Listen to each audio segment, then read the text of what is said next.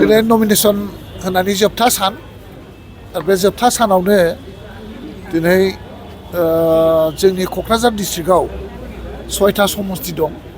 6टा समस्तिनि 6 जन बिजाथि जों ज' जानानै दिनै नमिनेसनखौ जों गथायबाय खुब आसाबादि 6 जनाव 6 जनबो देरहानाया रोखा जाबाय आरो रायजो राजानि अननाय रायजो राजानि आशीर्बाद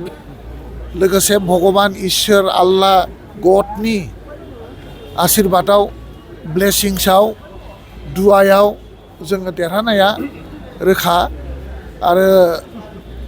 रायजो राजाखौ बयखौबो खावलायदों जाहाथे बयबो नांगोल सावगारियाव भट होनानै गोदान जिथु सरकार दानो गोनां बे सरकारखौ हाग्रामा महिलारि बिथांनि दैदेननायाव बिपिएफ सरकार जाहाथे जों दानो हायो बेनि थाखाय बयनिसिमबो आशीर्बाद बिनाय जाबाय लरेन्स इस्लारि हिसाबै आं बुंनो थाङाखै लरेन्सआ सासे केन्डिडेट इउपिपिएल हिसाबैनो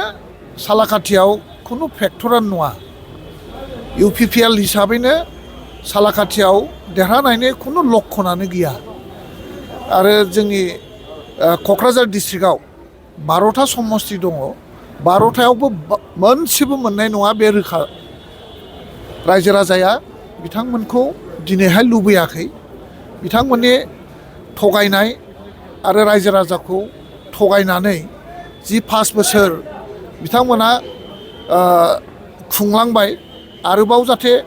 बिथांमोननि आखायाव क्षमताखौ गथाया बिनि थाखाय रायजो राजाफ्रानो एकदम गोख्रों मोनसे सिद्धान्त लानानै दा आवगायगासिनो दं।